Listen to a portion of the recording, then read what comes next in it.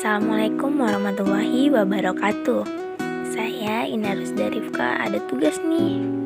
Tugas tentang jenis-jenis dan perkembangan paragraf. Dosennya bernama Rizky Mulia.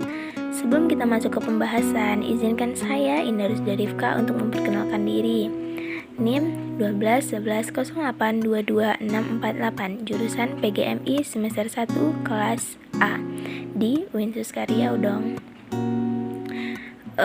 Kemudian kita lanjut ya, pembahasan tentang jenis-jenis paragraf. Yang pertama, paragraf deduktif. Paragraf deduktif adalah paragraf yang dimulai dengan mengemukakan persoalan pokok atau kalimat topik, kemudian diikuti dengan kalimat-kalimat penjelas. Contohnya, kemauannya sulit untuk diikuti, dan merapat sebelumnya sudah diputuskan bahwa dana itu harus disimpan dulu. Para peserta sudah menyepakati hal itu. Akan tetapi, hari ini ia memaksa menggunakan membuka usaha baru. Nah, itu adalah contoh yang pertama. Kita lanjut yang kedua dong.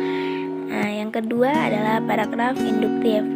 Paragraf induktif adalah paragraf yang dimulai dengan mengemukakan penjelasan-penjelasan, kemudian diakhiri dengan kalimat topik. Nah, contohnya semua orang menyadari bahwa bahasa merupakan sarana pengembangan budaya.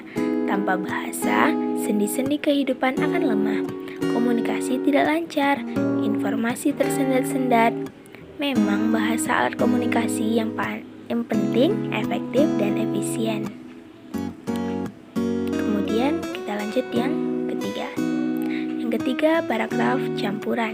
Paragraf yang dimulai dengan mengemukakan persoalan pokok atau kalimat topik, kemudian diikuti kalimat-kalimat penjelas, dan diakhiri dengan kalimat topik. Nah, kalimat topik yang ada pada akhir paragraf merupakan penegasan dari awal paragraf. Contohnya, dalam kehidupan sehari-hari, manusia tidak dapat dilepaskan dari komunikasi. Kegiatan apapun yang dilakukan manusia pasti menggunakan sarana komunikasi, baik sarana komunikasi yang sederhana maupun yang modern. Kebudayaan dan peradaban manusia tidak akan bisa maju seperti sekarang ini tanpa adanya sarana komunikasi. Nah, di sini kelihatan jelas kan? Topiknya ada di awal dan ada juga penegasan topik di akhir. Nah, selanjutnya berdasarkan tujuannya. Yang pertama adalah paragraf narasi. Nah, paragraf narasi adalah paragraf yang menceritakan suatu peristiwa atau kejadian yang di dalamnya terdapat alur cerita, setting, tokoh, dan konflik, tetapi tidak memiliki kalimat utama.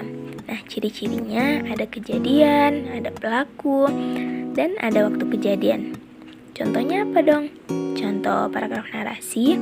Nah, jam istirahat, Fatimah dengan menulis sesuatu di buku agenda sambil menikmati bekal dari rumah. Sesekali kepalanya menengadah ke langit-langit perpustakaan, menyertai kening dan tersenyum. Kembali menulis. Asyik sekali, seakan di ruang perpustakaan hanya ada dia. Yang kedua, paragraf deskripsi. Paragraf deskripsi adalah paragraf yang menggambarkan suatu objek sehingga pembaca seakan bisa melihat, mendengar, atau merasa objek yang digambarkan itu. Objek yang dideskripsikan dapat berupa orang atau benda, tempat. Nah, ciri-cirinya ada objek yang digambarkan atau menggunakan panca indera. Contoh paragraf deskripsi apa? Baiklah, saya akan kasih tahu. Iya. Nah, perempuan itu tinggi semampai. Jilbab warna ungu yang menutupi kepalanya membuat kulit wajahnya yang kuning nampak semakin cantik. Matanya yang bulat bersinar disertai bulu mata yang tebal. Hidungnya mancung sekali, mirip dengan para wanita Palestina. Kemudian paragraf persuasi atau mengajak. Nah, paragraf persuasi adalah paragraf yang mengajak, membujuk, atau mempengaruhi pembaca agar melakukan sesuatu. Ciri-cirinya ada bujukan atau ajakan untuk berbuat sesuatu. Nah, contoh paragraf persuasi adalah susu sangat baik untuk kesehatan kita. Susu mengandung banyak kalsium yang sangat berguna untuk pertumbuhan tulang kita. Selain itu, susu juga memiliki banyak protein yang bisa membantu meningkatkan kecerdasan otak kita. Oleh karena itu, marilah kita perbanyak minum susu. Yang keempat, paragraf argumentasi atau pendapat. Paragraf argumentasi adalah sebuah paragraf yang menjelaskan pendapat dengan berbagai keterangan dan alasan. Hal ini dimaksudkan untuk meyakinkan pembaca. Ciri-cirinya ada pendapat dan ada alasan dong. Contoh paragraf argumentasi. Sebagian anak Indonesia belum dapat menikmati kebahagiaan masa kecilnya. Pernyataan demikian pernah dikemukakan oleh seorang pakar psikologi pendidikan Soekarton tahun 1992 bahwa anak-anak kecil di bawah umur 15 tahun sudah banyak yang dilibatkan untuk mencari nafkah oleh orang tuanya. Hal ini dapat dilihat masih banyaknya anak kecil yang mengamen atau mengemis di perempatan jalan atau mengais kotak sampah di TPA. Kemudian hasilnya diserahkan kepada orang tuanya yang menopang kehidupan keluarga.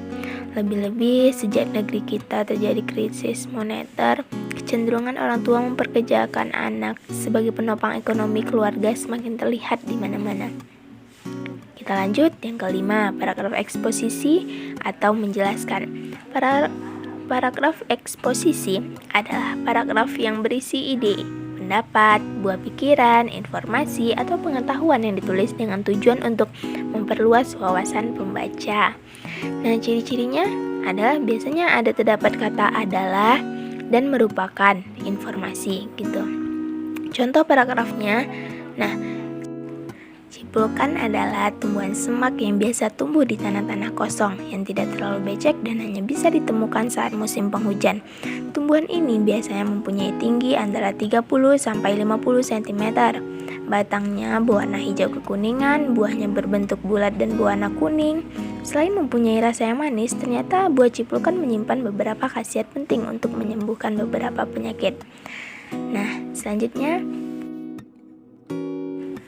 adalah pengembangan paragraf. Pola pengembangan paragraf adalah tempat di mana kalimat utama berada pada suatu paragraf. Pola pengembangan paragraf ada 3, yaitu pola pengembangan paragraf awal deduktif atau pola pengembangan paragraf akhir induktif, dan pola pengembangan paragraf awal dan akhir campuran seperti yang kita bahas di awal tadi. Baiklah teman-teman, terima kasih karena sudah menonton ini dan senang bertemu kalian semua. Mungkin gak bertemu juga sih. Senang kalian bisa dengar suara saya ketika menjelaskan ini. Semoga bermanfaat. Wassalamualaikum warahmatullahi wabarakatuh. Salam indah.